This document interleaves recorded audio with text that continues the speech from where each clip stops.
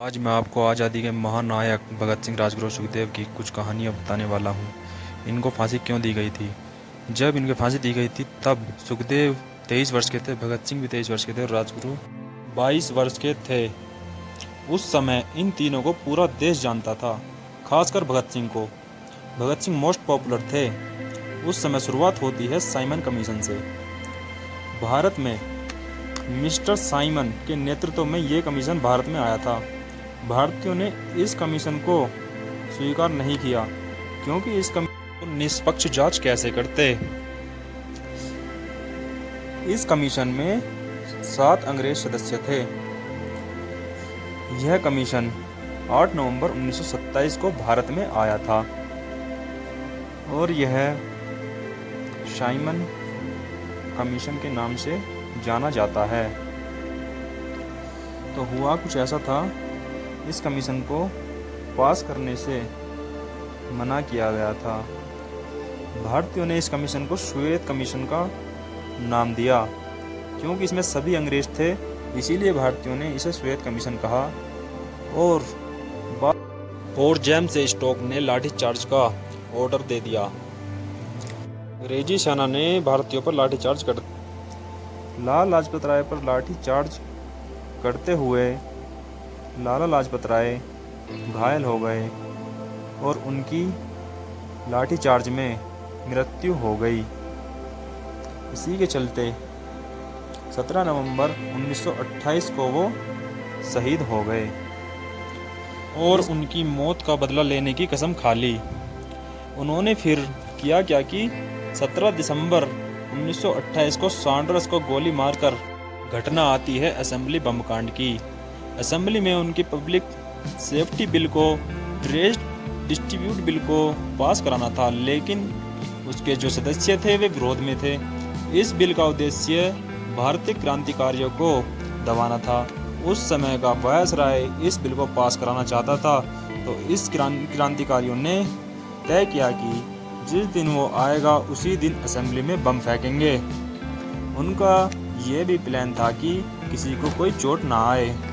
हुआ भी कुछ ऐसा ही। 8 अप्रैल 1929 को जब वायसराय असेंबली पहुंचा तो बटुकेश्वर दत्त और भगत सिंह ने असेंबली में बम फोड़ दिया और बम खाली स्थान पर ही फेंका था, वहां से भागे नहीं थे। असेंबली में पर्चे फेंकने लगे जिन पर लिखा हुआ था, बहरों को सुनने के लिए धमाकों की आवश्यकता है। वहीं पर ये लोग इनकलाब जिंदाबाद के नारे लगाते हुए गिरफ्तार हो गए। इन दोनों को बम कांड में आजीवन कारावास हो गया, लेकिन इससे बड़ा कांड था सैंडर्स की हत्या। और फिर इन पर लाहौर षड्यंत्र केस का मुकदमा चला। फिर इन्हें 7 अक्टूबर 1930 को तीनों क्रांतिकारियों को गिरफ्तार कर लिया गया और तीनों को फांसी की सज़ा सुना दी गई कोर्ट के द्वारा। ये लाहौर सेंट्रल जेल में बंद थे। फिर धीरे धीरे समय आता है इनकी फांसी का। 24 मार्च 1931 को सुबह इन्हें फांसी दी जानी थी और वह लिखते हैं कि अगर मैं देश के लिए इस समय जान दे दूंगा तो बाकी के युवा को प्रेरणा मिलेगी और महिलाएं अपने बच्चों को मेरे जैसा बनने के लिए प्रेरित करेंगी।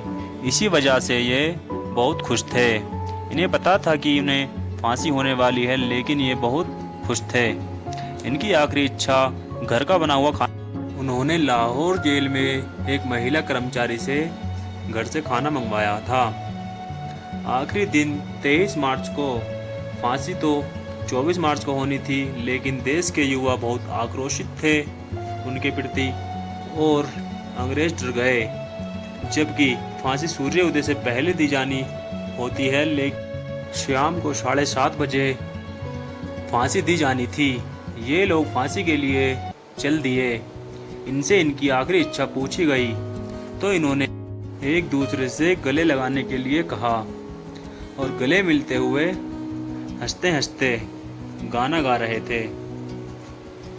और ये लोग फिर खुशी खुशी फांसी के फंदे पर 23 मार्च 1931 शाम 7:30 बजे इन तीनों महान क्रांतिकारियों को फांसी दे दी गई। देश के लिए फांसी के फंदे पर झूल गए।